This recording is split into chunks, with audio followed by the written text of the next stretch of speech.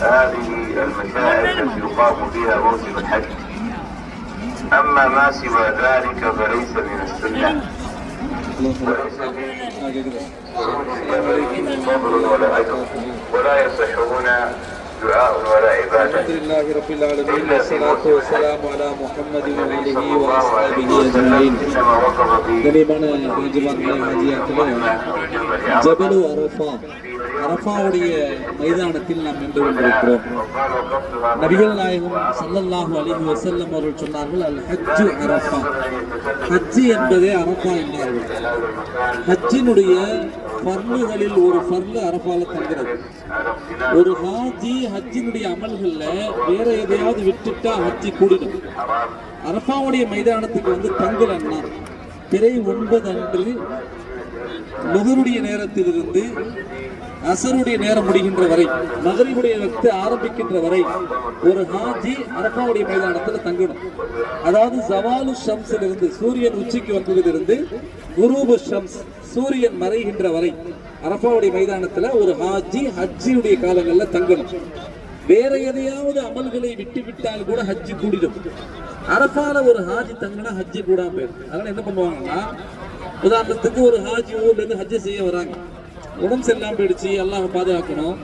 அப்படி உடம்பு சரியில்லை என்றால் மீனாவுடைய ஹாஸ்பிட்டல்ல இருப்பாங்க, மக்கால ஹாஸ்பிட்டல்ல இருப்பாங்க.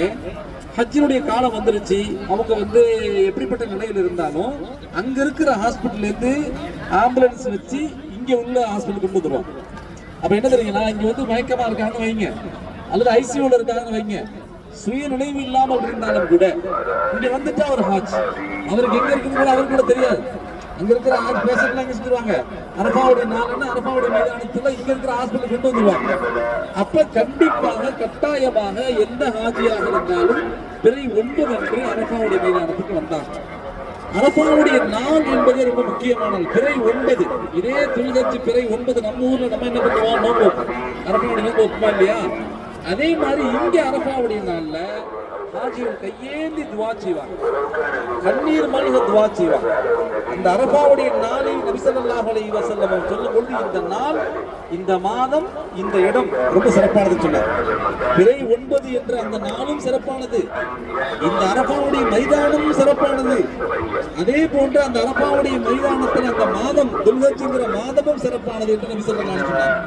ஹாஜிகள் அரஃபாவுடைய நாள் அன்னைக்கு கையேந்தி அல்லாஹ் இடத்துல துவா செய்வாங்க. பிறை 9 அன்னைக்கு லுஹரையும் அசரையும் ஜம்மு கஸ்ராக துவா தொழுது முடிச்சு விட்டு கொஞ்சம் திக்ருகள்ல கொஞ்சம் துவா ஓதிக்கிட்டு வந்துட்டு கடைசி அசருடைய நேரத்திலிருந்து மகரிபுடைய நேரம் வரை கண்ணீர் மல்க ஹாஜி துவா செய்வாங்க. நம்ம பார்க்குற அந்த மலைகள்லாம் சுத்தி எங்கெல்லாம் மரம் செடி கொடி எல்லாம் இருக்கோ அங்கெல்லாம் நின்று ஹாஜிகள் துவா செய்வாங்க.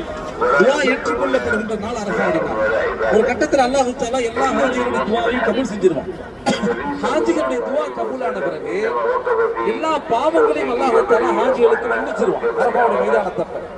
அப்ப ஷைத்தான் என்ன செய்வானா, தன் தலையின் மீது மண்ணை மாறி இறைச்சிட்டு, எனக்கு ஏற்பட்ட கை செய்தமே, இந்த மக்களை நான் பாவம் செய்ய வச்சேன், இந்த மக்களை எனக்கு மாறு செய்ய வச்சேன், இந்த மக்களை ரொம்ப பறக்க வச்சேன், ஆனால் ஒரே ஒரு நாளில் ஒரே ஒரு பொழுதில் அல்லாஹ் தஆலா இவர்களுடைய எல்லா பாவங்களையும் அல்லாஹ் மன்னித்து விட்டானே, நான் இவ்வளவு கஷ்டப்பட்டதெல்லாம் வீணா போச்சு என்று சொல்லி ஷைத்தான் தன் தலையின் மீது மண்ணை வாரி இறைச்சிக்கிட்டு ஓடுவாங்க.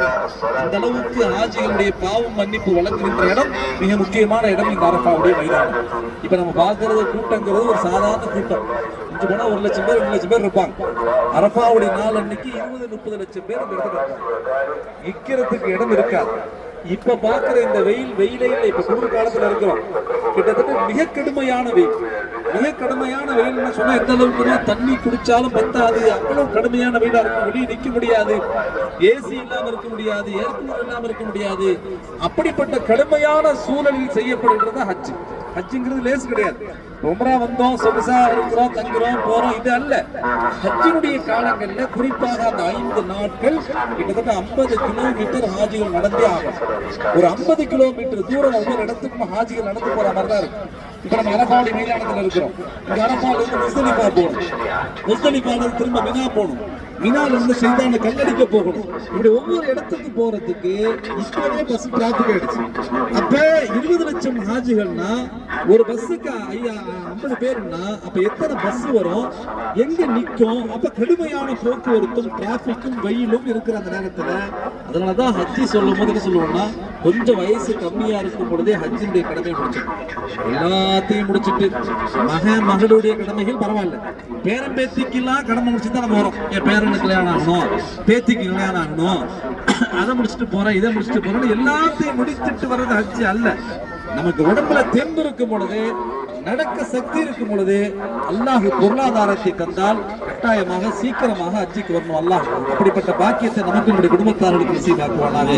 இதே அரஃபாவுடைய மைதானத்தில் நபி ஸல்லல்லாஹு அலைஹி வஸல்லம் அவர்கள் ஹஜ்ஜத்துல் விதா என்று சொல்லப்படுகின்ற தங்களுடைய இறுதி பேருரையை நிகழ்த்தினாங்க. அந்த இறுதி பேருரையில உலகத்துக்கு தேவையான முக்கியமான எல்லா செய்திகளையும் சொன்னாங்க. ரசூலுல்லாஹி ஸல்லல்லாஹு அலைஹி வஸல்லம் அலா இன்ன ரப்பக்கும் வாஹித் வ அபாக்கும் வாஹித் லா ஃபதீலத்த லிஅரபியின் அலா அஜமியின் வலா ஃபதீலத்த லிஅஜமியின் அலா அரபியின் வலா ஃபதீலத்த லிஅஹ்மர் அலா அஸ்வத் வலா ஃபதீலத்த லிஅஸ்வத் அலா அஹ்மர். அப்படி சொன்னாங்க, ரப்பு ஒருவர், உங்களுடைய தந்தை ஆதம் ஒருவர். உங்களில் அரபிகளுக்கு அரபி அல்லாதவர்களை விட சிறப்புகள் கிடையாது. சவுதியில பிறந்தா ஒரு சிறப்பு, வேற நாட்டில் பிறந்தா ஒரு சிறப்புன்னு கிடையாது. சிவப்பு நிறம் படைத்தவர்களுக்கு கருப்பு நிறம் படைத்தவர்களை விட கூடுதலாக சிறப்புகள் கிடையாது. ஈமானை கொண்டுதான், இறையச்சத்தை கொண்டுதான், தக்குவாவை கொண்டுதான், உங்களுடைய அமலை கொண்டுதான் உங்களை யார் பெரியவர் சின்னவர் என்று இருக்குமே தவிர ஒருத்தவர் படித்தவர் என்பதற்காகவோ அல்லது பதவியில் இருக்கிறார் என்பதற்காகவோ நல்ல பொருளாதாரம் இருக்கிறது என்பதற்காகவோ இனத்தால், மொழியால், குலத்தால், ஜாதியால் எந்த பாகுபாடும் கிடையாது என்று நபி ஸல்லல்லாஹு அலைஹி வஸல்லம் முதல்ல அந்த இதை உடைச்சாங்க. உலகத்தில் இருக்கிற மிகப்பெரிய பிரச்சனை அதுதான்.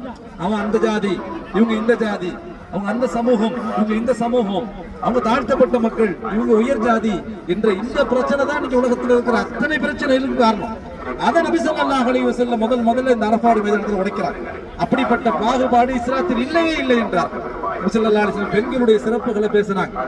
பெண்கள் உங்களிடத்தில் அமானிதமாக ஒப்படைக்கப்பட்டிருக்கிறார்கள்.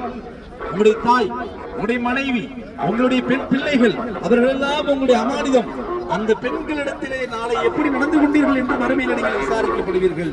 தாயாக இருக்கட்டும், மனைவியாக இருக்கட்டும், பெண் பிள்ளைகளாக இருக்கட்டும், அந்த பெண் பிள்ளைகள்கிட்ட அவர் தான் எப்படி நடந்து கொண்டார் என்று நாளை மறுமையில் நீங்கள் விசாரிக்கப்படுவீங்க என்று நபி ஸல்லல்லாஹு அலைஹி வஸல்லம் பெண்களுடைய சிறப்புகளை யாரும் பேசாத காலகட்டத்தில் நபி ஸல்லல்லாஹு அலைஹி வஸல்லம் பேசுறாங்க. அதே மாதிரி தொழிலாளர்களை பத்தி பேசுறாங்க, மூட நம்பிக்கைகளை பத்தி பேசுறாங்க, வட்டியை பத்தி பேசுனாங்க. இதையெல்லாம் நபி ஸல்லல்லாஹு அலைஹி வஸல்லம் இதே ஹஜ்ஜத்துல் விதா என்ற இந்த இறுதி பேருரையில இந்த அரஃபாவுடைய மைதானத்துல வச்சு சொல்லிட்டு பல்லிகா ஷாஹித் அல் காயிப், இருக்கிற சஹாபாக்கள் இல்லாத சஹாபாக்களுக்கு போய் சொல்லுங்கன்னு சொன்னாங்க. 1,20,000 சஹாபாக்கள் அந்த இடத்துல கூடி இருந்தாங்க. இருக்கிற சஹாபாக்கள் அல்யௌம அக்மல்து லக்கும் தீனக்கும், மார்க்கத்தை உங்களுக்கு முழுமையான சொல்லிட்டேன், இருக்கிறவங்க இல்லாதவங்களுக்கு போய் சொல்லிக் கொடுங்க அப்படின்னு சொன்ன உடனே உலகம் முழுக்க எல்லா இடங்களுக்கும் சஹாபாக்கள் புறப்பட்டு போனாங்க. அதனாலதான் ஒரு 10,000க்கும் மேற்பட்ட சஹாபாக்களுக்கு கபர் தான் இங்க மக்கள் இருக்கு, சவுதியில் இருக்கு. நம்ம உலகம் முழுக்க இருக்கிற எல்லா ஊர்களுக்கும் என்ன செஞ்சாங்க, சஹாபாக்கள் வீட்டுக்கு போய் பயணம் சொல்லிட்டு கூட போல, அப்படியே ஒட்டகம் எந்த திசையில நிக்குதோ அந்த திசையில அப்படியே சஹாபாக்கள் உலகம் முழுக்க புறப்பட்டு போனாங்க. அப்படி ரசூலுல்லாஹி ஸல்லல்லாஹு அலைஹி வஸல்லம் இங்கதான் நடந்துச்சு. அரஃபாவுடைய மைதானம்ங்கிறது இதுதான். நம்ம பார்க்கிற அந்த மலை வந்து ஜபல் அரஃபா, ஜபல் அரஃபான்னு சொல்லுவாங்க, ஜபல் ரஹ்மத்னு சொல்லுவாங்க. அந்த மலை அடிவாரத்துல நபி ஸல்லல்லாஹு அலைஹி வஸல்லம் இந்த உரையை நிகழ்த்தினாங்க. அந்த மலையில தான் ஆதம் அலைஹிஸ்ஸலாம் அவர்களும் ஹவ்வா அலைஹிஸ்ஸலாம் அவர்களும் சொர்க்கத்திலிருந்து பூமிக்கு வந்த பிறகு பிரிந்து மீண்டும் ஒன்றாக சேர்ந்த இடம் இந்த அரஃபாவுடைய மைதானம், அரஃபாவுடைய மலை. அதனால ஜபல் அரஃபா என்று அடையாளப்பட்டிருக்கிற அந்த மலையை பார்க்கிறோம். அதாவது நம்ம இருக்கிற இந்த இடத்துல சுற்றி எல்லாம் அரஃபாவுடைய மலை தான். அரஃபாவுடைய இந்த மைதானத்தில் எங்கேயோ நம்ம தங்கியிருப்போம் ஹஜ்ஜுடைய காலங்களில். இங்கதான் வரும்னு சொல்ல முடியாது. இங்க எங்க இடம் கிடைக்குதோ அல்லாஹ் ஒருவருக்கு ஒரு ஜோன் கொடுத்திருப்பாங்க, அந்தந்த இடங்கள்ல ஹாஜிகள் தங்கியிருப்பாங்க. அல்லாஹ் சுப்ஹானஹு வ தஆலா இதே இடத்துல வருகின்ற அந்த பாக்கியத்தை எல்லாம் நம்ம நசீபாக்கணும்.